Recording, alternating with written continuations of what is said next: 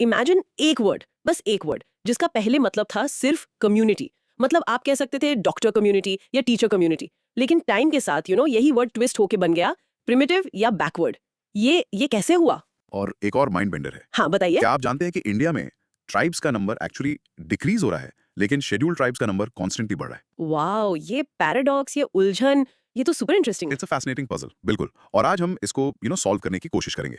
सो अगर आप ऐसी माइंड ब्लोइंग फैक्ट्स और डीप नॉलेज की जर्नी के लिए रेडी हैं, तो एक छोटी सी रिक्वेस्ट है। हाँ, प्लीज। जल्दी से सब्सक्राइब बटन दबा दो, hit that like button and notification bell on कर लो। ट्रस्ट मी, आप हमारे साथ एक भी एक्सप्लोरेशन मिस नहीं करना चाहेंगे। एब्सोल्युटली। तो चलिए आज के लिए अपना लर्निंग मैप सेट करते हैं। हमारा मिशन है ट्राइबल सिचुएशन इन इंडिया को अच्छे से समझना। हाँ, और हम काफी ग्राउंड कवर करने वाले हैं। सबसे पहले हम अनपैक करेंगे कि ट्राइब वर्ड एक कॉलोनियल कंस्ट्रक्ट कैसे है और ये शेड्यूल्ड ट्राइब से डिफरेंट कैसे है। ओके। फिर हम इंडिजिनस पीपल के ग्लोबल कॉन्सेप्ट में डाइव करेंगे as per the UN convention, और देखेंगे कि क्या इंडियन ट्राइबल्स उस कैटेगरी में फिट होते हैं। उसके बाद तो आई थिंक काफी साइंटिफिक होने वाला है, राइट? हम एक्सप्लोर करेंगे इंडियन ट्राइब्स की बायोजेनेटिक वेरिएबिलिटी, मतलब डिफरेंट फिजिकल फीचर्स, अलग-अलग genes. I think it's amazing. Exactly. फिर हम उनके लिंग्विस्टिक, रेशियल और ज्योग्राफिकल क्लासिफिकेशंस को भी देखेंगे। बेसिकली कौन सी भाषा बोलते हैं, उनके हिस्टोरिकल फिजिकल ग्रुपिंग्स क्या थे, और वो इंडिया में कहाँ-कहाँ रहते हैं। वाओ, काफी डिटेल्ड है। Credible insights. रेडी हैं इस जर्नी के लिए? Absolutely ready. चलो शुरू करते हैं। ग्रेट। ओके, तो सीधा अपने पहले बड़े सवाल पर आते हैं। Tribe is a colonial construct. Discuss. Also highlight the differences between tribe and scheduled tribe. Broad micro theme. Broad micro theme. Understanding the identity and definition of tribes in India. ये स्टार्ट करने के लिए एकदम perfect topic है। सो सबसे पहले चलो tribe को डिफाइन करते हैं। डिक्शनरी में ट्राइब का मतलब है any community with particular characteristics. एकदम सिंपल न्यूट्रल डेफिनेशन। अच्छा, और इनिशियली ब्रिटिशर्स भी इसे ऐसे ही यूज करते थे। रियली? आई मीन कोई एग्जाम्पल है इसका? बिल्कुल। आपको पुराने ब्रिटिश रिकॉर्ड्स में ब्राह्मण ट्राइब ऑफ ट्रावनकोर या कायस्था ट्राइब ऑफ बंगाल जैसे फ्रेजेस मिलेंगे। Wait what? ब्राह्मण ट्राइब? आज के टाइम पे सुनने में कितना अजीब लगता है। तो तब ये नॉर्मल था। हाँ, बिल्कुल नॉर्मल। तब इसका मतलब सिर्फ कम्युनिटी था, लेकिन फिर पूरा सीन चेंज हो गया। Okay, so that's the introduction. अब इसके बैकग्राउंड में जाते हैं। ये न्यूट्रल वर्ड इतना लोडेड, इतना प्रिमिटिव वाली फीलिंग के साथ कैसे जुड़ गया? इसकी पूरी स्टोरी कॉलोनियल एडमिनिस्ट्रेशन की लोगों को क्लासिफाई करने की ऑब्सेशन से जुड़ी है।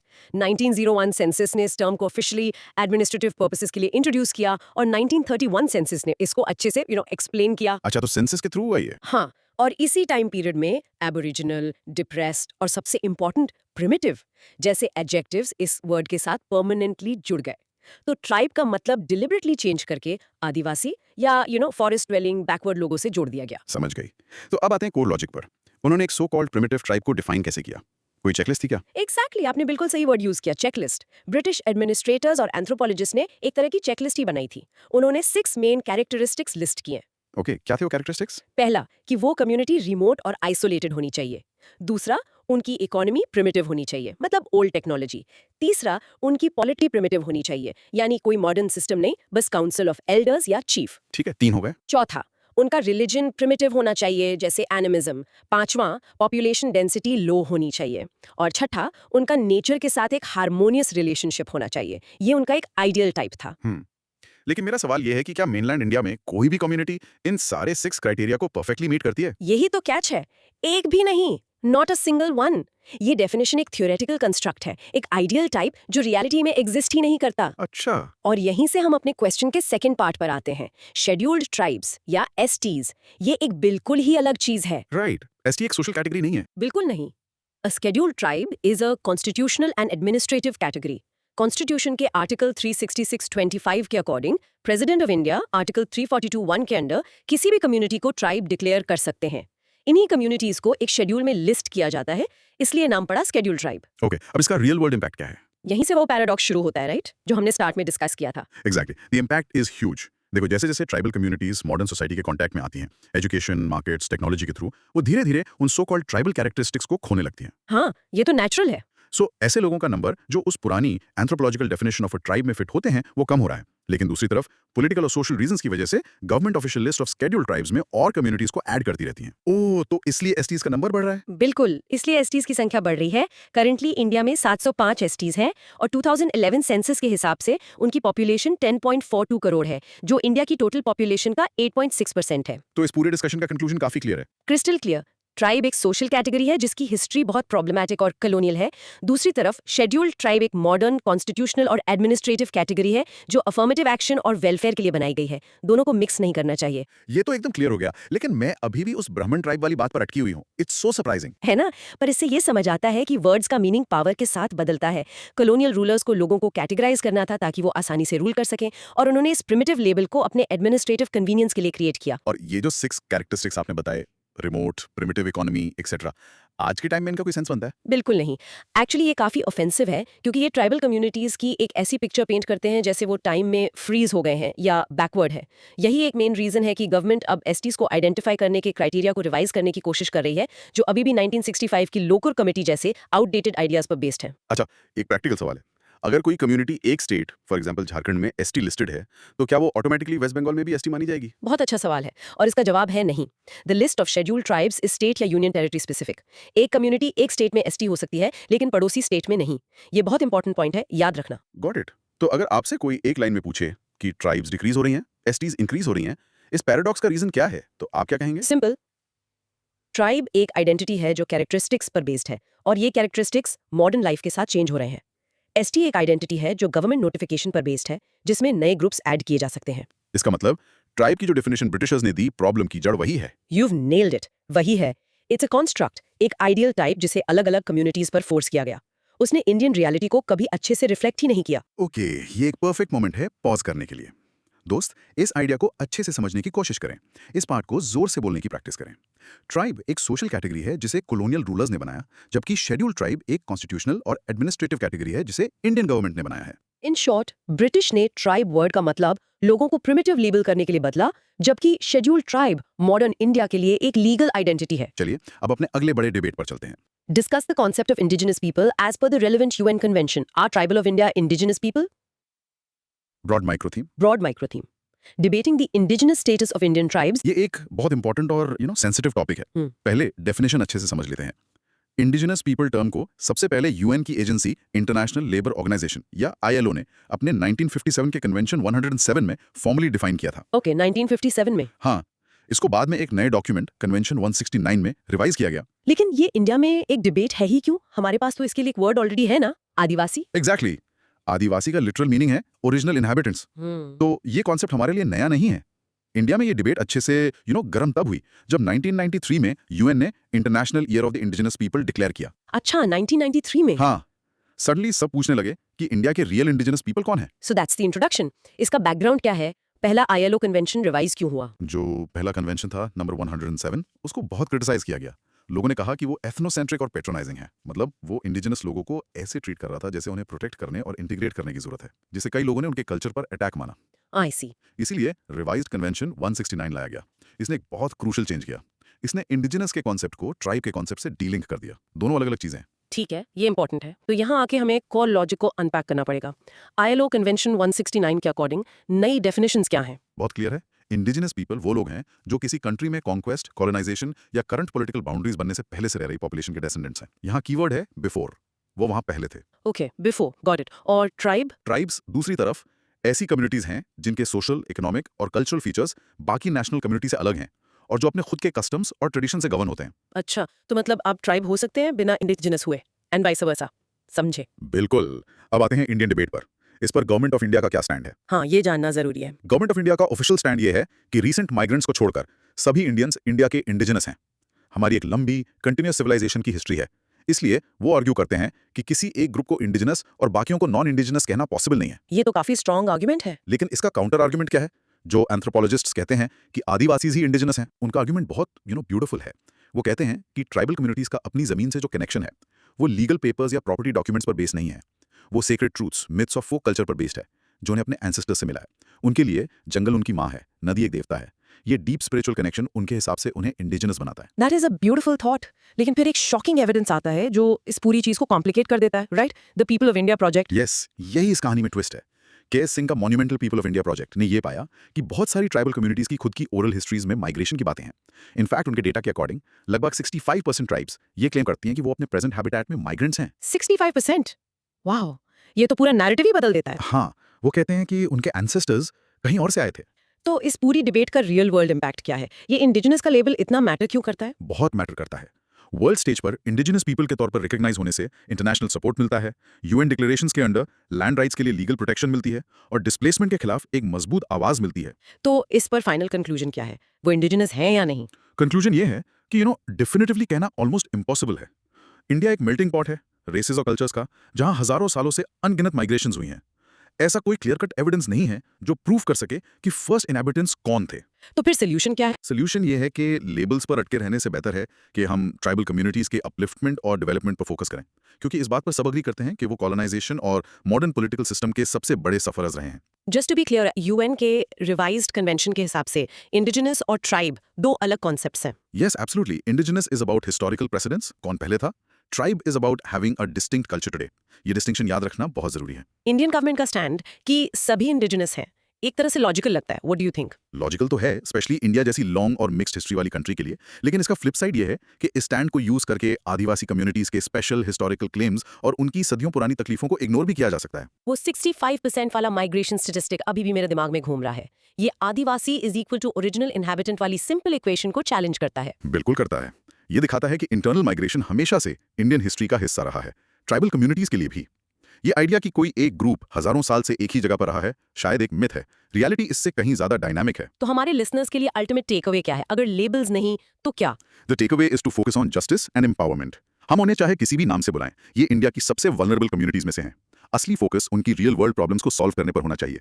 Land alienation, poverty, lack of education, health facilities, यही चीजें हैं जो सच में मैटर करती हैं। एक आखिरी सवाल, अगर ट्राइब्स खुद माइग्रेशन की बात करती हैं तो क्या आदिवासी वर्ड अपना मीनिंग खो देता है? बिल्कुल नहीं। आदिवासी अब एक पावरफुल पॉलिटिकल और सोशल आइडेंटिटी भी बन चुका है। ये जमीन से एक गहरे प्राचीन कनेक्शन और एक non main stream way of life को सिग्निफाई करता है। भले ही कोई कम्युनिटी एक जंगल से दूसरे जंगल में मूव हुई हो, it's a statement of cultural distinctiveness. Perfect दोस्त, इसे अब्सॉर्ब करने के लिए एक मोमेंट लेते हैं। पॉज करके इस लाइन को जोर से बोलने की प्रैक्टिस करें।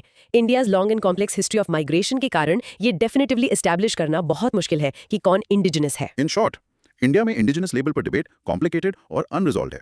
असली फोकस ट्राइबल कम्युनिटीज के डेवलपमेंट और राइट्स पर होना चाहिए। ऑलराइट, अब कुछ सुपर इंटरेस्टिंग टॉपिक पर चलते हैं, थोड़ा scientific. Biogenetic variability of Indian tribes. Broad micro theme. Broad micro theme. Exploring the physical and genetic diversity of Indian tribes. Yes, let's talk about biology. So biogenetic variability की definition simple है।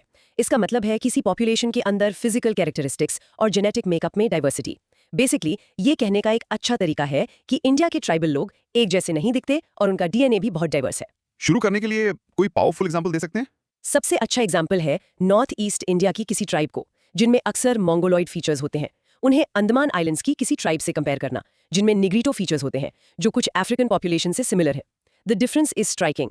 ऐसा लगता है जैसे आप दो अलग अलग कॉन्टिनेंट्स के लोगों को देख रहे हैं, लेकिन वो सभी इंडियन ट्राइब्स हैं। वाह। सो इंट्रोडक्शन के लिए ये सारा डेटा आता कहाँ से है? इसका प्राइमरी सोर्स है एंथ्रोपोलॉजिकल सर्वे ऑफ इंडिया का massive people of India project. ये अपने तरह की सबसे कॉम्प्रिहेंसिव स्टडीज में से एक थी जो दुनिया में कहीं भी की गई है। It's a treasure trove of information. और इसका बैकग्राउंड क्या है? ये डाइवर्सिटी हमें क्या बताती है? ये वेरिएबिलिटी इंडिया की हिस्ट्री की एक फैसिनेटिंग कहानी सुनाती है। ये हजारों साल पहले हुई अलग अलग माइग्रेशन वेव्स की तरफ इशारा करती है, जिसमें अलग अलग ग्रुप्स ऑफ पीपल सब कॉन्टिनेंट के डिफरेंट पार्ट्स में सेटल हुए। ये भी दिखाती है कि इन ग्रुप्स ने सदियों तक अपने यूनिक एनवायरनमेंट्स में कैसे अडेप्ट किया। ओके, चलिए कोर लॉजिक में डाइव करते हैं। क्या आप अलग अलग रीजन्स की ट्राइब्स के स्पेसिफिक बायोजेनेटिक फीचर्स बता सकते हैं? बिल्कुल, चलिए कुछ की जोन्स को देखते हैं। सेंट्रल इंडिया, यहाँ की ट्राइब्स अक्सर शॉर्ट से बिलो मीडियम स्टैचर की होती हैं। एक की फीचर है डॉलिकोसेफेलिक हेड, जिसका सिंपल मतलब है कि सर अपनी चौड़ाई के कंपैरिजन में लंबा होता है। जेनेटिकली उनमें एम ब्लड ग्रुप जीन और बहुत इंपॉर्टेंटली सिकल सेल ट्रेट की हाई फ्रीक्वेंसी होते हैं। ओके, सेंट्रल इंडिया आगे। नॉर्थ ईस्ट इंडिया, जैसा हमने कहा, उनमें डिस्टिंक्ट मोंगोलॉइड फीचर्स होते हैं। उनकी स्टैचर टिपिकली शॉर्ट होती है और जेनेटिकली उनमें HPE वेरिएंट, एक टाइप ऑफ हीमोग्लोबिन और ए ब्लड ग्रुप जीन की हाई फ्रीक्वेंसी दिखती है। अंडमान आइलैंड्स, यहाँ की ट्राइब्स अपनी बिलो शॉर्ट स्टैचर के लिए जानी जाती हैं। उनका हेड ब्रैकीसेफेलिक होता है, यानी चौड़ा और गोल। जेनेटिकली उनमें ए और एम ब्लड ग्रुप जीन्स की हाई फ्रीक्वेंसी होती है। लक्षद्वीप, यहाँ की ट्राइब्स यूनिक हैं क्योंकि उनमें G6PD डिफिशिएंसी, जो एक कॉमन जेनेटिक डिसऑर्डर है, कंप्लीटली एब्सेंट है। उनमें ए और ओ ब्लड ग्रुप जीन्स की भी हाई फ्रीक्वेंसी है। ओके, ये काफी टेक्निकल टर्म्स हैं। चलिए सिंपलीफाई करते हैं। डॉलिकोसेफेलिक मतलब लंबा सर और ब्रैकीसेफेलिक मतलब चौड़ा सर, राइट? एग्जैक्टली।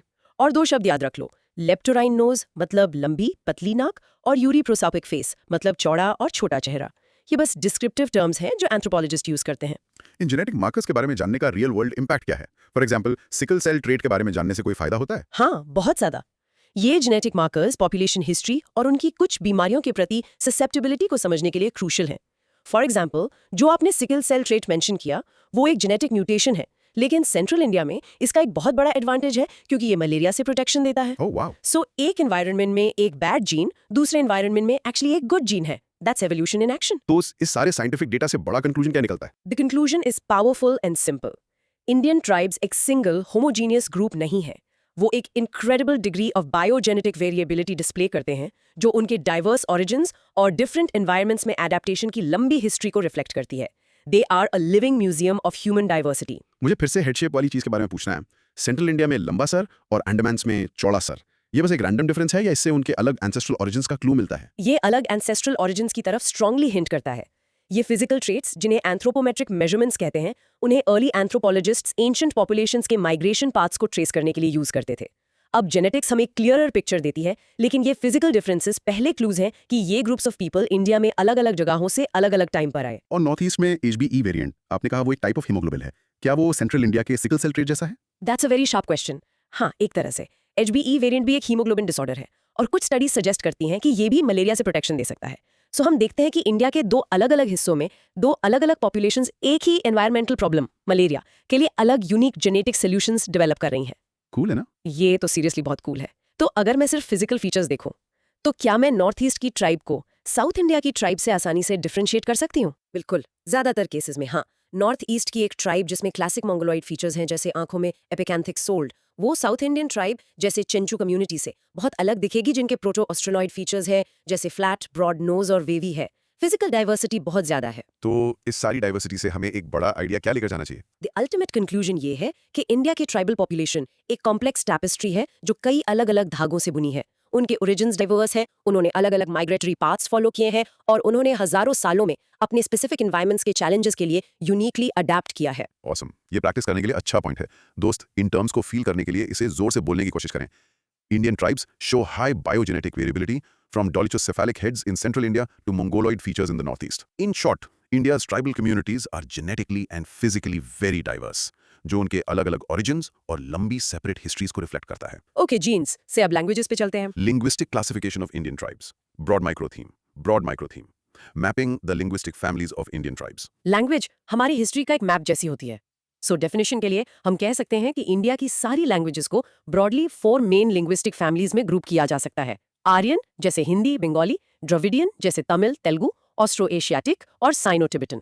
यहाँ की पॉइंट ये है कि ट्राइबल लोग ज्यादातर नॉन आर्यन फैमिलीज की लैंग्वेजेस बोलते हैं। कोई मेजर ट्राइबल लैंग्वेज का एग्जांपल दे सकते हैं? एक बहुत अच्छा एग्जांपल है गोंडी लैंग्वेज। ये द्रविडियन फैमिली से बिलोंग करती है और सेंट्रल इंडिया में लगभग 2 मिलियन गोंड लोग बोलते हैं। ये एक मेजर लैंग्वेज है, लेकिन आपने शायद मेन स्ट्रीम में इसके बारे में सुना ना हो। ये अच्छा इंट्रोडक्शन है। इसका बैकग्राउंड क्या है? ये माना जाता है कि ट्राइबल लैंग्वेजेस मेन स्ट्रीम वाली से पुरानी है, राइट? हाँ, जनरल कंसेंसस यही है। DN मजुमदार जैसे एंथ्रोपोलॉजिस्ट्स मानते थे कि आर्यन लैंग्वेजेस जैसे संस्कृत और उसके डिसेंडेंट्स ट्राइबल कम्युनिटीज तक बहुत बाद में कल्चरल कॉन्टैक्ट के थ्रू आईं। A vast majority of tribals की ओरिजिनल लैंग्वेजेस या तो द्रविडियन, ऑस्ट्रो एशियाटिक या साइनो टिबेटन है, जिन्हें प्री आर्यन माना जाता है। इंडिया में लगभग 780 लैंग्वेजेस हैं और ये ट्राइबल लैंग्वेजेस हमारी लिंग्विस्टिक हेरिटेज का एक क्रूशियल एंशिएंट हिस्सा है। ओके, तो कोर लॉजिक पर आते हैं। क्या आप उन 3 लिंग्विस्टिक फैमिलीज को ब्रेक डाउन कर सकते हैं जिनसे ट्राइबल लोग बिलोंग करते हैं? ऑफ कोर्स, चलिए इसे मैप आउट करते हैं। पहला, द द्रविडियन फैमिली। ये लैंग्वेजेस मेनली पेनिनसुलर और सेंट्रल इंडिया में बोली जाती हैं। इस फैमिली की फेमस ट्राइबल लैंग्वेजेस हैं गोंडी, कोई, उड़ीसा के खूंस बोलते हैं, ओराओं, कुरुक, माल्टो और टोडा। द्रविडियन, ठीक है। दूसरा, द ऑस्ट्रो एशियाटिक फैमिली। ये एक बहुत पुरानी लैंग्वेज फैमिली है जो मेनली सेंट्रल और ईस्टर्न इंडिया, स्पेशली छोटा नागपुर रीजन में मिलती है। इसकी एक मेजर ब्रांच है मुंडा ब्रांच। यहाँ की सबसे फेमस लैंग्वेज है संथाली। 7.3 मिलियन स्पीकर्स के साथ संथाली इंडिया की सबसे ज्यादा बोली जाने वाली ट्राइबल लैंग्वेज है। दूसरे एग्जांपल्स हैं मुंडारी और हो। Most spoken, wow. और तीसरी? 3, द साइनो टिबेटन फैमिली। जैसा नाम से ही क्लियर है, ये लैंग्वेजेस हिमालयन रीजन्स और पूरे नॉर्थ ईस्ट इंडिया में मंगोलॉइड एथनिसिटी की ट्राइब्स बोलती हैं। ये तो लैंग्वेजेस का एक ब्यूटीफुल मैप है, लेकिन इसका रियल वर्ल्ड इम्पैक्ट क्या है? क्या ये लैंग्वेजेस अच्छे से आगे बढ़ रही हैं? अनफॉर्चुनेटली नहीं। यही इसका सबसे ट्रैजिक पार्ट है। यूनेस्को के अकॉर्डिंग इंडिया में 1970 एंडेंजर्ड लैंग्वेजेस हैं और उनमें से वास्ट मेजॉरिटी ट्राइबल लैंग्वेजेस हैं। जब एक लैंग्वेज मरती है तो एक पूरा वर्ल्ड व्यू, एक यूनिक सिस्टम ऑफ नॉलेज और सादियों की कहानियां उसके साथ मर जाती हैं। उनका कंजर्वेशन बहुत जरूरी है। तो कंक्लूजन ये है कि हमारे पास ये इनक्रेडिबल लिंग्विस्टिक डाइवर्सिटी है और ये खतरे में है। प्रिसाइसली, इंडिया की ट्राइबल लैंग्वेजेस हमारी नेशनल हेरिटेज का एक अनमोल हिस्सा है, जो सब कॉन्टिनेंट के कुछ सबसे पुराने लिंग्विस्टिक लेयर्स को रिप्रेजेंट करती हैं। उन्हें बचाने और प्रमोट करने की सख्त जरूरत है। तो थोड़ा पीछे जाते हैं। क्या आप कह रहे हैं कि इंडिया की कई ओरिजिनल लैंग्वेजेस आज ट्राइबल लैंग्वेजेस के तौर पर क्लासिफाई की जाती हैं? वो इस जमीन पर उन लैंग्वेजेस से बहुत पहले से बोली जा रही हैं जो आज नॉर्थ इंडिया को डोमिनेट करती हैं। तो हाँ, कई मायनों में वही ओरिजिनल लैंग्वेजेस हैं। आपने संथाली मेंशन किया, उसकी फैमिली और वो कहाँ बोली जाती है, मैं ये याद रखना चाहती हूँ। याद रखना, संथाली ऑस्ट्रो एशियाटिक फैमिली से है और मेनली छोटा नागपुर प्लेटो रीजन, मतलब झारखंड, वेस्ट बंगाल, उड़ीसा में बोली जाती है। और ये अनडिस्प्यूटेड चैंपियन है, इंडिया की सबसे ज्यादा बोली जाने वाली ट्राइबल लैंग्वेज। और अगर मैं नॉर्थ ईस्ट ट्रैवल करूँ, फॉर एग्जांपल नागालैंड या अरुणाचल प्रदेश, तो वहाँ की ट्राइब्स के बीच मुझे कौन सी लिंग्विस्टिक फैमिली सुनने को मिलेगी? वहां आपको सिनो टिबेटन फैमिली की लैंग्वेजेस सुनने को मिलेंगी। ये बाकी इंडिया के कंपैरिजन में एक बिल्कुल अलग लिंग्विस्टिक वर्ल्ड है। मुझे एक प्रैक्टिकल रीजन दीजिए कि इन लैंग्वेजेस को कंजर्व करना इतना इंपॉर्टेंट क्यों है? कुछ ऐसा जिसे एक स्टूडेंट आसानी से कनेक्ट कर सके। इसे ऐसे सोचिए, हर लैंग्वेज नॉलेज की एक यूनिक लाइब्रेरी होती है। अमेज़न की किसी ट्राइबल लैंग्वेज में ग्रीन कलर के लिए 50 अलग अलग वर्ड्स हो सकते हैं, जो उन्हें जंगल में नेविगेट करने में हेल्प करते हैं। हिमालयस की किसी लैंग्वेज में अलग अलग तरह की स्नो के लिए यूनिक वर्ड्स हो सकते हैं। जब वो लैंग्वेज मरती है तो इकोलॉजिकल नॉलेज की वो पूरी लाइब्रेरी जो जनरेशन से चली आ रही थी, जल जाती है। हम उस नॉलेज को हमेशा के लिए खो देते हैं। और गोंदी और खोई, वो कौन सी फैमिली से थे? दोनों अहम द्रविडियन फैमिली से हैं, जो पेनिनसुलर इंडिया में बोली जाती हैं। उसे मत भूलना। परफेक्ट, चलिए इसकी इन्फॉर्मेशन को प्रैक्टिस करते हैं। दोस्त पॉज करके इसे जोर से बोलिए। The three main linguistic families for Indian tribes are Dravidian, Austro Asiatic and Sino Tibetan. In short, Indian tribes mainly 3 ancient language families Dravidian, Austro Asiatic और साइनो टिबेटन से बिलोंग करती हैं और उनकी यूनिक लैंग्वेजेस को कंजर्वेशन की सख्त जरूरत है। ओके, हमने आइडेंटिटी, जेनेटिक्स और लैंग्वेज कवर कर ली है। अब एक ऐसे टॉपिक पर आते हैं जो एकेडमिकली इंपॉर्टेंट है लेकिन थोड़ा कंट्रोवर्शियल भी। Racial classification of Indian tribes, broad micro theme. Broad micro theme, understanding the historic racial classifications of Indian tribes. हाँ, इस टॉपिक को थोड़ा ध्यान से हैंडल करना होगा। पहले एक simple definition. Racial classification anthropologist का यूज किया हुआ एक पुराना मेथड है जिसमें लोगों को उनके शेयर्ड फिजिकल कैरेक्टरिस्टिक्स जैसे skin colour, hair type, face shape etcetera के बेसिस पर ग्रुप्स में बांटा जाता है। और इंडियन कॉन्टेक्स्ट में एक बहुत फेमस क्लासिफिकेशन है, राइट? बिल्कुल, सबसे ज्यादा साइट की जाने वाली क्लासिफिकेशन डॉक्टर BS गुहा ने 1931 में दी थी। उन्होंने इंडियन पॉपुलेशन को 6 टाइप्स में बांटा था। उनके 6 टाइप्स में से 3 टाइप्स प्राइमरीली इंडिया की ट्राइबल पॉपुलेशन से एसोसिएट किए जाते हैं, निग्रीटो, प्रोटो ऑस्ट्रोलॉइड और मोंगोलॉइड। ये इंट्रोडक्शन हो गया, लेकिन शुरुआत से इस पर काफी डाउट था, है ना? आप एक बहुत इंपॉर्टेंट बैकग्राउंड पॉइंट की तरफ इशारा कर रही हैं। एक और महान एंथ्रोपोलॉजिस्ट DN मजूमदार ने वार्न किया था कि इंडियन ट्राइब्स की क्लियर एथनिक हिस्ट्रीज की कमी की वजह से उनकी रेशियल हिस्ट्री को रिकंस्ट्रक्ट करने की कोई भी कोशिश हार्ड फैक्ट्स के बजाय सिर्फ ओपिनियंस पर बेस्ड होगी। ये क्रूशियल डिस्क्लेमर है जिसे याद रखना चाहिए। चलिए फिर कोर लॉजिक पर आते हैं। क्या आप गुहा के 3 मेन ट्राइबल टाइप्स को हमारे लिए ब्रेक डाउन कर सकते हैं? श्योर, चलिए उनके डिस्क्रिप्शंस देखते हैं। 1. The Negrito. इस टाइप को बहुत short stature, dark complexion, frizzly hair with spirals और फ्लैट ब्रॉड नोज वाला डिस्क्राइब किया गया है। ज्योग्राफिकली ये अंडमान आइलैंड्स और केरला के कुछ आइसोलेटेड पॉकेट्स में पाए जाते हैं। सेंटिनलीज, ओंगे, कदा और इरोलास जैसी ट्राइब्स इसके एग्जाम्पल्स हैं। ओके, निग्रीटो। 2. The proto Australoid. इस टाइप को भी शॉर्ट स्टैचर और डार्क कंप्लेक्शन वाला डिस्क्राइब किया गया है, लेकिन इनके बाल वेवी, फ्रिजली नहीं और सर लंबा, डोलिचोसेफेलिक होता है। इन्हें सेंट्रल और साउथ इंडिया की ट्राइबल पॉपुलेशन का बेडरॉक माना जाता है। संथाल, ओराउन, मुंडा और चेंचू जैसी ट्राइब्स इसके अंडर आती हैं। 3. The Mongoloid. इस टाइप की कैरेक्टरिस्टिक्स हैं शॉर्ट से medium stature, prominent cheek bones वाला फ्लैट फेस और सबसे अहम आंखों में एपिकैंथिक फोल्ड। ये हिमालयन बेल्ट और नॉर्थ ईस्ट इंडिया में पाए जाते हैं। सीमा, नागाज और सिक्किम के लेप्चाज इसके क्लासिक एग्जाम्पल्स हैं। ये क्लासिफिकेशन 1931 की है। इसका रियल वर्ल्ड इंपैक्ट या मॉडर्न साइंटिफिक टेक क्या है? ये सबसे इंपॉर्टेंट पार्ट है। मॉडर्न जेनेटिक्स ने इस कॉन्सेप्ट को पूरी तरह से गलत साबित कर दिया है। 2001 में कंप्लीट हुए ह्यूमन जीनोम प्रोजेक्ट ने कंक्लूसिवली प्रूव किया कि सभी ह्यूमन बीइंग्स 99.99% जेनेटिकली आइडेंटिकल हैं। 99.99%? हाँ, वो छोटा सा 0.01% वेरिएशन रेस जैसी बायोलॉजिकल कैटेगरीज बनाने के लिए काफी नहीं है। अब रेस को एक सोशल कंस्ट्रक्ट माना जाता है, बायोलॉजिकल रियलिटी नहीं। तो फाइनल कंक्लूजन क्या है? हम इसे अभी भी क्यों पढ़ते हैं? कंक्लूजन ये है कि जबकि ये रेशियल क्लासिफिकेशंस एंथ्रोपोलॉजी की हिस्ट्री को समझने के लिए हिस्टोरिकली इंपॉर्टेंट है, अब इन्हें साइंटिफिकली आउटडेटेड और इनवैलिड माना जाता है। हम इन्हें इसलिए पढ़ते हैं ताकि हम समझ सकें कि साइंटिफिक थॉट कैसे इवॉल्व हुआ है और पास्ट की गलतियों से सीख सकें। इसलिए नहीं कि ये आज की साइंटिफिक ट्रूथ को रिप्रेजेंट करते हैं। तो एकदम क्लियर होने के लिए अलग अलग रेसेस का आइडिया जेनेटिक्स ने गलत साबित कर दिया है। Yes, completely. जेनेटिकली सिर्फ एक ही रेस है, द ह्यूमन रेस। जो फिजिकल डिफरेंसेस हम देखते हैं वो सुपरफिशियल है, स्किन डीप एडेप्टेशंस है अलग अलग एनवायरनमेंट्स के लिए। रेस का कॉन्सेप्ट एक सोशल इन्वेंशन है। और गुहा के पुराने सिस्टम के हिसाब से संथाल ट्राइब कौन से रेशियल टाइप में आती थी? संथाल्स जो सबसे बड़ी ट्राइबल कम्युनिटीज में से एक है, उन्हें प्रोटो ऑस्ट्रोलॉइड क्लासिफाई किया गया था, जो सेंट्रल और साउथ इंडिया के लिए डोमिनेंट टाइप डिस्क्राइब किया गया है। निग्रिटो और प्रोटो ऑस्ट्रोलॉइड टाइप्स में मेन फिजिकल डिफरेंस क्या था? दोनों ही शॉर्ट और डार्क कॉम्प्लेक्शन थे। क्लासिफिकेशन में जो की डिफरेंस हाईलाइट किया गया था वो था हेयर टाइप। निग्रिटो टाइप के फ्रिजली हेयर विद स्पाइरल्स डिस्क्राइब किए गए थे, जैसे कई अफ्रीकन पॉपुलेशंस के होते हैं, जबकि प्रोटो ऑस्ट्रोलॉइड टाइप के वेवी हेयर बताए गए थे। ये बहुत सटल सा डिफरेंस है जो फिर से दिखाता है कि ये क्लासिफिकेशंस कितनी वीक थी। और नॉर्थ ईस्ट के मंगोलॉइड टाइप के लिए उनका सबसे डिस्टिंक्टिव फिजिकल फीचर क्या है इस क्लासिफिकेशन के हिसाब से? विदाउट अ डाउट आंखों में एपिकैंथिक फोल्ड। पुरानी एंथ्रोपोलॉजिकल लिटरेचर में इसे इस टाइप का क्लासिक मार्कर मारा जाता है। अगर ये डिस्कशन पूरी तरह से एकेडमिक और आउटडेटेड है तो हमने इस पर टाइम क्यों स्पेंड किया? मुझे लगता है ये एक इंपॉर्टेंट सवाल है। ये एक फैंटास्टिक सवाल है। हम इसे उसी रीजन से पढ़ते हैं जिस रीजन से हम पुराने गलत मैप्स पढ़ते हैं, ये समझने के लिए कि पास्ट में लोग दुनिया को कैसे देखते थे। आइडियाज की हिस्ट्री को जानना, चाहे वो सही हो या गलत, आज के नॉलेज को अप्रिशिएट करने के लिए क्रूशल है। ये हमें लोगों को क्लासिफाई करने के तरीकों पर क्रिटिकल होना सिखाता है। ओके, ये एक बहुत इंपॉर्टेंट टेक अवे है। चलिए इसे प्रैक्टिस करते हैं। दोस्त, पॉज करके इस लाइन को जोर से बोलिए। Modern genetics shows that historical racial classifications are outdated as all humans are 99.99% genetically similar. In short, जबकि एंथ्रोपोलॉजी में हिस्टोरिकली सिग्निफिकेंट है रेशियल क्लासिफिकेशंस, अब मॉडर्न साइंस द्वारा रिजेक्ट कर दी गई हैं। ह्यूमन जेनेटिक वेरिएशन उन्हें सपोर्ट करने के लिए बहुत कम है। ऑलराइट, चलिए फिजिकल बॉडी से फिजिकल लैंड पर चलते हैं। Time for geography. Geographical classification of Indian tribes. Broad micro theme. Broad micro theme. Locating tribal populations across India's geographical zones. Perfect transition. So यहाँ डेफिनेशन एकदम स्ट्रेट फॉरवर्ड है। ये tribes को उनके हैबिटेट या जियोग्राफिकल लोकेशन के basis पर classify करने के बारे में है। बेसिकली एक मैप बनाना कि ट्राइबल कम्युनिटीज कहाँ रहती हैं। और इसका एक सिंपल सा एग्जांपल दे सकते हैं। बिल्कुल। फॉर इंस्टेंस, भील और Gond tribes predominantly central India में पाए जाते हैं, जबकि नागा और खासी ट्राइब्स नॉर्थ ईस्ट में लोकेटेड हैं। उनकी ज्योग्राफी उन्हें डिफाइन करती है। तो ये इंट्रोडक्शनल थे। इसलिए बैकग्राउंड के लिए ये याद रखना इंपॉर्टेंट है कि ये कम्युनिटीज इस जमीन पर हमारी मॉडर्न स्टेट बाउंड्रीज से कहीं ज्यादा लंबे टाइम से रह रही हैं। That's a crucial point. Tribes हजारों सालों से इन जमीनों पर रह रही हैं, जबकि मॉडर्न स्टेट्स तो सिर्फ 70 साल पहले बने। इसलिए आप अक्सर एक ही ट्राइबल ग्रुप को 2 या 3 अलग अलग स्टेट्स में रहते हुए पाएंगे। सबसे इन्फ्लुएंशियल जियोग्राफिकल क्लासिफिकेशन भी बीएस गुहा ने दी थी, जिन्होंने ट्राइबल इंडिया को 3 मेन जोन्स में डिवाइड किया। ओके, तो कोर लॉजिक पर आते हैं। ये 3 जोन्स कौन से हैं? गुहा की क्लासिफिकेशन बहुत लॉजिकल है। 1, the north and north eastern zone. ये जोन सब हिमालयन रीजन और नॉर्थ ईस्ट की माउंटेन वैलीज को कवर करता है।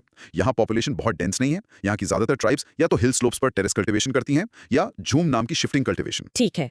Central zone. 2, the central zone. ये ट्राइबल इंडिया का हार्टलैंड है। ये सेंट्रल बेल्ट में फैला हुआ है। सोचिए, बिहार, झारखंड, छत्तीसगढ़, वेस्ट बंगाल, उड़ीसा, मध्य प्रदेश।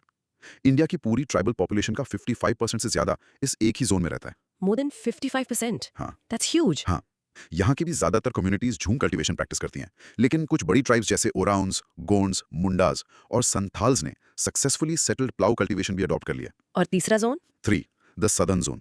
ये जोन रिवर कृष्णा के साउथ का पेनिनसुलर रीजन कवर करता है। ये ट्राइब्स डेंस फॉरेस्ट्स और हिली एरियाज में रहती हैं। इस जोन में इंडिया की कुछ सबसे इकोनॉमिकली बैकवर्ड कम्युनिटीज रहती हैं, जिनमें से कुछ अभी भी हंटिंग और गैदरिंग पर सब्सिस्ट करती हैं। वेट, मुझे एक मेजर रीजन मिसिंग लग रहा है। आइलैंड्स का क्या? You're right. गुहा की ओरिजिनल क्लासिफिकेशन में Andaman and Nicobar islands included नहीं थे, लेकिन हम इसे एक डिस्टिंक्ट फोर्थ जोन मान सकते हैं और मानना चाहिए।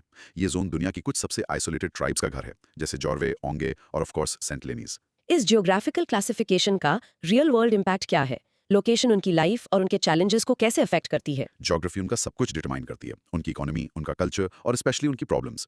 फॉर एग्जांपल, सेंट्रल जोन की ट्राइब्स एक ऐसे रीजन में रहती हैं जो मिनरल्स जैसे कोल और आयरन ओर से रिच है, तो उनका सबसे बड़ा चैलेंज माइनिंग और इंडस्ट्रियल प्रोजेक्ट्स की वजह से डिस्प्लेसमेंट है। इसके आगे सदर्न जोन की ट्राइब्स डेंस फॉरेस्ट में रहती हैं, तो उनकी सबसे बड़ी लड़ाई फॉरेस्ट राइट्स और अपनी ट्रेडिशनल लाइवलीहुड को लेकर है। तो कंक्लूजन ये है कि जबकि ट्राइब्स पूरे इंडिया में फैली हुई हैं, वो कुछ जोन्स में बहुत ज्यादा कॉन्सेंट्रेटेड हैं और उनकी लोकेशन ही उनकी किस्मत तय करती है। That's a perfect summary. उनका ज्योग्राफिकल डिस्ट्रीब्यूशन यूनिफॉर्म नहीं है और इन जोन्स को समझना उनकी डाइवर्स प्रॉब्लम्स और नीड्स को समझने के लिए की है। Let me check if I got this. India की ट्राइबल पॉपुलेशन का सबसे बड़ा हिस्सा 55% से ज्यादा कौन से जोन में रहता है? सेंट्रल जोन में छोटा नागपुर प्लेटो और उसके आसपास का एरिया, ये विदाउट अ डाउट इंडिया का ट्राइबल हार्टलैंड है। और सदर्न जोन की ट्राइब्स की इकोनॉमी मेनली किस पर बेस्ड है? वो सबसे ज्यादा इकोनॉमिकली वल्नरेबल हैं। कई अभी भी इंसान की सबसे पुरानी इकोनॉमी पर डिपेंड करते हैं, हंटिंग एंड गैदरिंग। आपने 2 जोन्स में झूम कल्टीवेशन मेंशन किया। इससे सिंपल टर्म्स में एक्सप्लेन कर सकते हैं? झूम कल्टीवेशन को शिफ्टिंग कल्टीवेशन या स्लैश एंड बर्न भी कहते हैं। इस मेथड में जंगल के एक पैच को क्लियर करके वेजिटेशन को जला दिया जाता है। राख मिट्टी को फर्टिलाइज करती है। वो कुछ साल तक फसल उगाते हैं और जब मिट्टी की फर्टिलिटी कम हो जाती है तो वो उस पैच को छोड़कर एक नए पैच पर चले जाते हैं, पुराने वाले को रीजनरेट होने देते हैं। ये नॉर्थ ईस्टर्न और सेंट्रल जोन्स के हिली एरियाज में कॉमन है। गुहा की क्लासिफिकेशन में कौन सा इंपॉर्टेंट रीजन मिस हो गया था जिसे हम अब 4th जोन मानते हैं? उन्होंने अंडमान एंड निकोबार आइलैंड्स को मिस कर दिया था, जो प्लैनेट की कुछ सबसे यूनिक और आइसोलेटेड ट्राइब्स का घर हैं। ये ज्योग्राफिकल नॉलेज हमें उनके डेवलपमेंट चैलेंजेस को बेहतर समझने में कैसे हेल्प करती है? यही तो की है।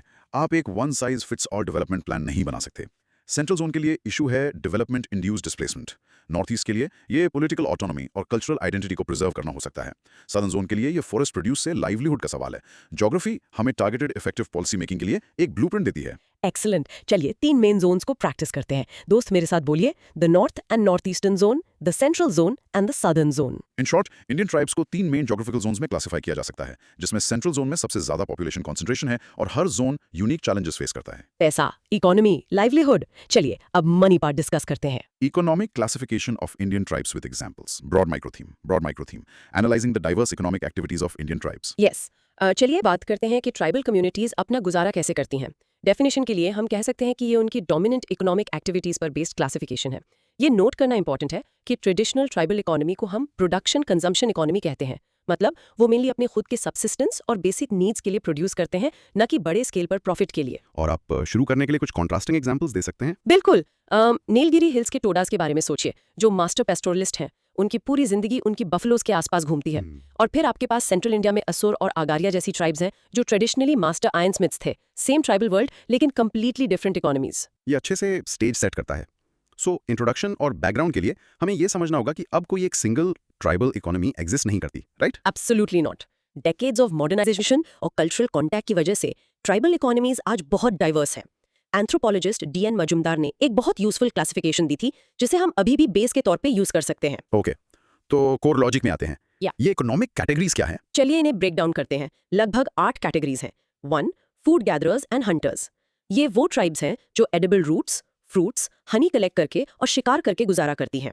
वो बहुत बेसिक टूल्स यूज करते हैं। एग्जाम्पल्स हैं झारखंड के बिरहोर, आंध्र प्रदेश के चेंचू और एंडमान्स के जरावा और सेंटिलिनीज। ये एक तेजी से खत्म हो रही कैटेगरी है। ओके, पहली कैटेगरी। ठीक है, आगे। 2. Shifting cultivators. इनके बारे में हमने अभी बात की। वो रिमोट हिली एरियाज में झूम कल्टिवेशन प्रैक्टिस करते हैं। इसका यील्ड कम होता है और ये अब अनसस्टेनेबल होता जा रहा है। एग्जाम्पल्स मेघालय के गारो, कई नागा ट्राइब्स। 3. कल्टिवेटर बारपेरा। ये वो ट्राइब्स हैं जिन्होंने permanent settled plough cultivation adopt कर ली है, अक्सर नॉन ट्राइबल फार्मिंग कम्युनिटीज के कॉन्टैक्ट में आने से। एग्जाम्पल्स उत्तर प्रदेश के थारूस, छोटा नागपुर रीजन के ओरांव और संथाल्स। ठीक है, आगे। 4. पैस्टोरलिस्ट्स एंड कैटल हर्डर्स। ये कम्युनिटीज कमर्शियल पर्पसेस के लिए पशु पालती हैं और अक्सर नोमैडिक होती हैं, चारागाह की तलाश में घूमती रहती हैं। फेमस एग्जाम्पल्स हैं नीलगिरीज के टोडास, हिमालयाज के गुज्जर्स और बकरवाल्स। 5. आर्टिसंस। ये ट्राइब्स अपनी क्राफ्ट स्किल्स और कॉटेज इंडस्ट्रीज पर डिपेंड करती हैं। वो एक्सपर्ट बास्केट मेकर्स, रोप मेकर्स, वीवर्स या टूल मेकर्स होते हैं। एग्जाम्पल्स ओडिशा के सौरास, मेटल वर्कर्स, नीलगिरीज के कोटास, ब्लैकस्मिथ्स। 6. फोक आर्टिस्ट्स। ये एक छोटी लेकिन इंटरेस्टिंग कैटेगरी है उन ट्राइब्स की जो प्रोफेशनल सिंगर्स, डांसर्स, एक्रोबैट्स या सपेरा होते हैं। एग्जाम्पल्स नट, सपेरा। 7. Agricultural and non agricultural labourers. इसमें लैंडलेस ट्राइबल हाउसहोल्ड्स आते हैं जो दूसरों के खेतों पर या फैक्ट्रीज और माइंस में अनस्किल्ड लेबरर्स के तौर पर काम करते हैं। एक बहुत अहम एग्जाम्पल है टी ट्राइब्स ऑफ असम, जिनके एंसेस्टर्स को ब्रिटिश सेंट्रल इंडिया से टी प्लांटेशंस में काम करने के लिए लाए थे। Tribes engaged in service and trade. ये कंपैरेटिवली एक छोटी लेकिन बढ़ती हुई संख्या है उन ट्राइबल लोगों की जो white collar jobs, government service या अपने बिजनेसेस में है, मेनली कॉन्स्टिट्यूशनल रिजर्वेशंस के बेनिफिट्स की वजह से। इसका रियल वर्ल्ड इम्पैक्ट और बिग पिक्चर क्या है? बिग पिक्चर ये है कि ट्राइबल इकोनॉमीज तेजी से बदल रही हैं। उनकी फॉरेस्ट पर डिपेंडेंसी कम हो रही है, जबकि मेन स्ट्रीम मार्केट इकोनॉमी के साथ उनका इंटीग्रेशन बढ़ रहा है। इसके अपने फायदे और नुकसान दोनों हैं। ये नई अपॉर्चुनिटीज लाता है, लेकिन नए तरह का एक्सप्लॉयटेशन भी। तो कंक्लूजन ये है कि एक ट्राइब का पुराना स्टीरियोटाइप कि वो सिर्फ हंटर गैदरर होते हैं बिल्कुल गलत है। बिल्कुल, और पूरी तरह से गलत है। आज ट्राइबल लोग farmers, labourers, artisans, government employees और एंटरप्रेन्योर्स हैं। उनकी इकोनॉमिक लाइफ इंडिया की किसी भी दूसरी कम्युनिटी की तरह ही डाइवर्स है। आपने क्यों कहा कि food gatherers and hunters category fast vanishing है? अगर जंगल गायब हो जाएगा तो उनकी इकोनॉमी कोलैप्स हो जाएगी। दूसरा, मेन स्ट्रीम सोसाइटी के साथ बढ़ता हुआ कॉन्टैक्ट। यंगर जनरेशन अक्सर ट्रेडिशनल मुश्किल लाइफस्टाइल में इंटरेस्टेड नहीं होती और मॉडर्न एजुकेशन और जॉब्स को प्रेफर करती है। और एक पैस्टोरलिस्ट ट्राइब जैसे गुजर्स की लाइफ अक्सर नोमैडिक क्यों होती है? ये सर्वाइवल का सिंपल लॉजिक है। वो हमेशा अपने पशुओं या भेड़ों के लिए ताजे हरे चरागाह की तलाश में रहते हैं। उनकी पूरी लाइवलीहुड ही सीजन्स के साथ मूव करने पर डिपेंडेंट है। उनकी जिंदगी एक कांस्टेंट जर्नी है। कल्टिवेटर ट्राइब्स जैसे संथाल्स ने परमानेंट प्लाउ कल्टीवेशन कैसे अडॉप्ट की? क्या ये एक फोर्स चेंज था? हमेशा फोर्स्ड नहीं, लेकिन जरूरत से ड्रिवन था। या तो उनके नॉन ट्राइबल किसान पड़ोसियों से कल्चरल कांटेक्ट के थ्रू हुआ, जिनसे उन्होंने टेक्निक सीखी, या क्योंकि बढ़ती पॉपुलेशन और कम होते जंगल की वजह से शिफ्टिंग कल्टीवेशन अब सस्टेनेबल नहीं रही। आपने मेंशन किया कि सर्विस और ट्रेड में ट्राइबल्स का नंबर छोटा है। ऐसा क्यों है? ये हिस्टोरिकल बैकवर्डनेस और जनरेशंस तक अपॉर्चुनिटीज की कमी के कारण है। क्वालिटी एजुकेशन और कैपिटल तक पहुंच एक बहुत बड़ा बैरियर रहा है। जो कुछ लोग आगे बढ़े हैं वो लार्जली पहली या दूसरी जनरेशन है, जिन्होंने जॉब्स और एजुकेशन में रिजर्वेशन जैसे कॉन्स्टिट्यूशनल प्रोविजन से फायदा उठाया है। और दी ट्राइब्स ऑफ असम किस कैटेगरी का क्लासिक एग्जांपल है? वो एग्रीकल्चरल लेबरर्स का एक टेक्स्ट बुक एग्जाम्पल है। वो आसाम के इंडिजिनस नहीं है। ब्रिटिश उनके एंसेस्टर्स को सेंट्रल इंडिया के ट्राइबल रीजन से जबरदस्ती आसाम ले गए थे, ताकि वो नए बने टी प्लांटेशंस में सस्ते लेबर के तौर पर काम कर सकें। उनकी कहानी एक्सप्लॉयटेशन और डिस्प्लेसमेंट की है। Fantastic breakdown. ओके दोस्त, चलिए एक कैटेगरी प्रैक्टिस करते हैं। मेरे साथ बोलिए। Pastoralists like the Todas of the Nilgiris rear cattle for their livelihood. In short, tribal economies बहुत डाइवर्स हैं, जिसमें ट्रेडिशनल हंटिंग गैदरिंग और पैस्टोरलिज्म से लेकर मॉडर्न एग्रीकल्चर और व्हाइट कॉलर जॉब्स तक सब कुछ शामिल है। ओके, हमने ऑलमोस्ट सब कुछ कवर कर लिया है। अपने फाइनल सेक्शन के लिए चलिए पावर और गवर्नेंस के बारे में बात करते हैं। Discuss the political organization of Indian tribes with examples. Micro theme. Broad micro theme. Examining the traditional political structures of Indian tribes. ये एंड करने के लिए एक बहुत अच्छा तरीका है। सो डेफिनेशन के लिए हम कह सकते हैं कि ट्रेडिशनली ज्यादातर ट्राइबल सोसाइटीज स्टेटलेस सोसाइटीज थे। उनके पास मॉडर्न स्टेट जैसे राजा, सेना या पुलिस नहीं होते थे। इसके बजाय उनके पास अपने मामले मैनेज करने के लिए सिंपल लेकिन बहुत इफेक्टिव और डाइवर्स पॉलिटिकल ऑर्गेनाइजेशन के फॉर्म्स होते थे। और इसका एक अच्छा एग्जाम्पल क्या होगा? चलिए मेघालय के खासीस का एग्जाम्पल लेते हैं। उनका एक चीफ होता है जिसे सीम कहते हैं, लेकिन वो एक डिक्टेटर नहीं होता। वो ज्यादातर एक फॉर्मल अथॉरिटी है। सभी मेजर डिसीजंस एक्चुअली कम्युनिटी के सभी मेल अडल्ट्स के जनरल कंसेंसस से लिए जाते हैं। ये चीफडम और डेमोक्रेसी का एक ब्यूटीफुल मिक्स है। ये तो बहुत अच्छा इंट्रो है। इसका बैकग्राउंड क्या है? ये ट्रेडिशनल सिस्टम्स इंडिया के मॉडर्न पॉलिटिकल स्ट्रक्चर के साथ कैसे इंटरैक्ट कर रहा है? यही आज का की इशू है। इंडियन कॉन्स्टिट्यूशन के डेमोक्रेटिक पॉलिटिकल स्ट्रक्चर के अंडर, स्पेशली पंचायती राज सिस्टम के इंट्रोडक्शन के साथ, ज्यादातर tribal communities main stream state society की तरफ मूव कर रही हैं। तो जो हम आज देखते हैं वो उनके ट्रेडिशनल सिस्टम्स और मॉडर्न सिस्टम्स के बीच एक फैसिनेटिंग मिक्स और कभी-कभी कॉन्फ्लिक्ट है। और राइट, चलिए कोर लॉजिक में आते हैं। क्योंकि सिस्टम्स इतने डाइवर्स हैं, शायद हम उन्हें जियोग्राफिकली देख सकते हैं, जैसे हमने पहले किया था। Excellent idea. चलिए एक जियोग्राफिकल ब्रेकडाउन करते हैं। Number 1, north eastern tribes. इस रीजन में इनक्रेडिबल डाइवर्सिटी है। नॉर्थ ईस्टर्न ट्राइब्स, असम में कई ट्राइब्स का बहुत डेमोक्रेटिक ऑर्गेनाइजेशन है, जिसमें जमीन पर कलेक्टिव ओनरशिप होती है। खासी, जैसा हमने डिस्कस किया, उनके चीफ्स होते हैं जिन्हें सीम कहते हैं, लेकिन डिसीजंस जनरल कंसेंसस पर बेस्ड होते हैं। ये एक मैट्रिलिनियल सोसाइटी है। गारोज, जो भी मेघालय में, उनके कोई चीफ्स ही नहीं होते। गांव के जरूरी मामले एल्डर्स की एक काउंसिल डिसाइड करती है। नागाज ज्यादातर डेमोक्रेटिक होते हैं, जिसमें हर गांव एक इंडिपेंडेंट रिपब्लिक जैसा होता है। लेकिन एक्सेप्शंस हैं, जैसे कोन्याक नागा, जिनके पास सुप्रीम अथॉरिटी वाला एक पावरफुल चीफ होता है। वाओ, नॉर्थ ईस्ट में इतनी वैरायटी। सेंट्रल इंडिया का क्या? 2, सेंट्रल इंडियन ट्राइब्स। यहाँ सबसे कॉमन सिस्टम है एक विलेज हेडमैन, जिसे एक काउंसिल ऑफ एल्डर्स असिस्ट करती है। संथाल ट्राइब में हेडमैन को मांझी कहते हैं। डिसीजंस यूजुअली कंसेंसस या मेजॉरिटी वर्डिक्ट से लिए जाते हैं। इंटरेस्टिंगली, कुछ ट्राइब्स जैसे छत्तीसगढ़ के बाइसन हॉर्न मरिया में प्रीस्ट और मेडिसिन मैन अक्सर असली हेडमैन से ज्यादा इन्फ्लुएंशियल होते हैं। और south India? 3, south Indian tribes. यहाँ कई ट्राइब्स छोटे नोमैडिक ग्रुप्स में रहती हैं। उनका पॉलिटिकल सिस्टम सबसे सिंपल है। उनके अक्सर कोई फॉर्मल चीफ्स या हेडमैन नहीं होते। ग्रुप के एल्डर्स डिसीजंस लेते हैं और उनकी बात मानी जाती है। कुछ एक्सेप्शंस हैं। फॉर एग्जांपल, केरला के आदियार्स में हेरिडिटरी हेडमैन होता है, लेकिन वहां भी एडमिनिस्ट्रेशन डेमोक्रेटिक लाइंस पर चलता है। इन ट्रेडिशनल सिस्टम्स का आज के टाइम में रियल वर्ल्ड इम्पैक्ट क्या है? इम्पैक्ट ये है कि जमीन पर एक कांस्टेंट नेगोशिएशन चल रहा है। संथाल्स का ट्रेडिशनल मांझी सिस्टम मॉडर्न ग्राम पंचायत के सरपंच के साथ कैसे काम करता है। कभी कभी वो एक दूसरे को कॉम्प्लीमेंट करते हैं और कभी कभी पावर और रिसोर्सेज को लेकर उनमें कॉन्फ्लिक्ट होता है। तो कंक्लूजन ये है कि ट्राइबल पॉलिटिकल सिस्टम्स में बहुत डाइवर्सिटी है, हाईली डेमोक्रेटिक काउंसिल से लेकर अथॉरिटेटिव चीफ्स तक, और अब वो सभी बड़े इंडियन डेमोक्रेटिक स्ट्रक्चर में अडेप्ट हो रहे हैं। हाँ, यही आखिरी बात है। पास्ट में डाइवर्सिटी और प्रेजेंट में इंटीग्रेशन, यही ट्राइबल पॉलिटिकल ऑर्गेनाइजेशन की कहानी है। खासीज एक मैट्रिलिनियल सोसाइटी है। ये उनके पॉलिटिकल सिस्टम में कैसे रिफ्लेक्ट होता है? ये उनके सक्सेशन की लाइन में डायरेक्टली रिफ्लेक्ट होता है। चीफ यानी सीम हमेशा चीफ की सबसे बड़ी बहन का सबसे बड़ा बेटा बनता है। पावर फीमेल लाइन से पास होती है, भले ही ऑफिस एक आदमी के पास हो। सेंट्रल इंडिया के संथाल्स में विलेज हेडमैन को क्या कहते हैं? उन्हें मंझी कहते हैं। याद रखना, वो सिर्फ एक सिविल अथॉरिटी नहीं बल्कि गांव के लिए एक मॉरल गाइड भी हैं। क्या आप एक ऐसी ट्राइब का नाम बता सकते हैं जहां कोई चीफ नहीं होता और सारे डिसीजंस एल्डर्स की काउंसिल लेती है? वो होंगे मेघालय के गैरोज। उनका सिस्टम हाईली डेमोक्रेटिक और डिसेंट्रलाइज्ड है। हेडमैन सिर्फ एक नॉमिनल सेरेमोनियल फिगर होता है। साउथ इंडिया के नोमैडिक ट्राइब्स में पॉलिटिकल सिस्टम इतना सिंपल क्यों है? कोई चीफ्स नहीं, सिर्फ एल्डर्स। ये स्ट्रक्चर फॉलोइंग फंक्शन का क्लासिक केस है। वो छोटे मोबाइल ग्रुप्स जिनको बैंड्स कहते हैं, उनमें रहते हैं। इतनी छोटी स्केल की सोसाइटी में एक कॉम्प्लेक्स फॉर्मल पॉलिटिकल स्ट्रक्चर की जरूरत ही नहीं होती। एल्डर्स का ज्ञान और अनुभव ही ग्रुप को गाइड करने के लिए काफी होता है। और कोन्याक नागास का पॉलिटिकल सिस्टम बाकी नॉर्थ ईस्टर्न ट्राइब से अलग कैसे है? ज्यादातर नॉर्थ ईस्टर्न ट्राइब्स जैसे उनके पड़ोसी गारोज या दूसरे Naga groups highly democratic lines पर फंक्शन करते हैं। कोन्याक नागाज एक एक्सेप्शन है। उनके पास एक पावरफुल हेरिडिटरी चीफ होता है जो सुप्रीम अथॉरिटी के साथ रूल करता है। ये उस रीजन में एक स्ट्रॉन्ग चीफडम के कुछ ही एग्जांपल्स में से एक है। परफेक्ट, ये याद रखने के लिए काफी कुछ है। तो चलिए इस डाइवर्सिटी की रेंज को प्रैक्टिस करते हैं। दोस्त, पॉज करके इस सेंटेंस को प्रैक्टिस करें। Tribal political systems range from democratic councils, like in the Garos, to chiefs with supreme authority, like in the Konyak Nagas. In short, tribal political organisations बहुत वीरीड हैं, जिसमें डेमोक्रेटिक काउंसिल से लेकर powerful chiefs तक सब कुछ शामिल है। और अब वो इंडिया के मॉडर्न डेमोक्रेटिक फ्रेमवर्क के साथ इंटीग्रेट हो रहे हैं। वाओ, क्या जर्नी थी! एक सिंगल वर्ड से शुरू करके पूरे पॉलिटिकल सिस्टम तक। चलिए एक क्विक रिकैप करते हैं। बिल्कुल। तो आज हमने ट्राइबल सिचुएशन इन इंडिया पर एक सच में गहराई से चर्चा की।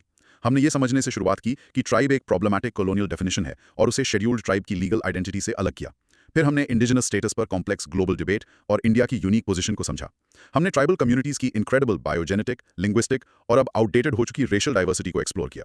फाइनली हमने उनके ज्योग्राफिकल डिस्ट्रीब्यूशन, उनके डाइवर्स इकोनॉमिक लाइव्स और उनके यूनिक पॉलिटिकल स्ट्रक्चर्स को मैप किया। का टाइम है दोस्त। यहाँ है 6 क्विक कंटेंट प्रोब्स। देखते हैं कितना याद रहा। एक सेंटेंस में ट्राइब और शेड्यूल्ड ट्राइब के बीच में डिफरेंस क्या है? 2, ILO कन्वेंशन 119 के अकॉर्डिंग इंडिजिनस पीपल कौन है? 3, सेंट्रल इंडियन ट्राइब्स का एक कॉमन बायोजेनेटिक फीचर क्या है जो उन्हें मलेरिया से भी बचाता है? 4, संथाली लैंग्वेज, जो सबसे ज्यादा बोली जाने वाली ट्राइबल लैंग्वेज है, किस लिंग्विस्टिक फैमिली से बिलोंग करती है? 5, गुहा की पुरानी क्लासिफिकेशन के हिसाब से अंडमान आइलैंड्स के निग्रीटो ट्राइब्स की एक की फिजिकल कैरेक्टरिस्टिक बताइए। 6, पेस्टोरलिज्म प्रैक्टिस करने वाली एक ट्राइब का नाम बताइए। ये बहुत अच्छे सवाल है। और अब एक फाइनल चैलेंज के लिए। हाँ, आपका चैलेंज ये है, आज डिस्कस की गई किसी एक ट्राइब को चुनिए। फॉर एग्जाम्पल गॉन्ड्स, खासीज या संथाल्स। आपका टास्क है उनके बारे में एक 2 मिनट की समरी प्रेजेंट करने की प्रैक्टिस करना।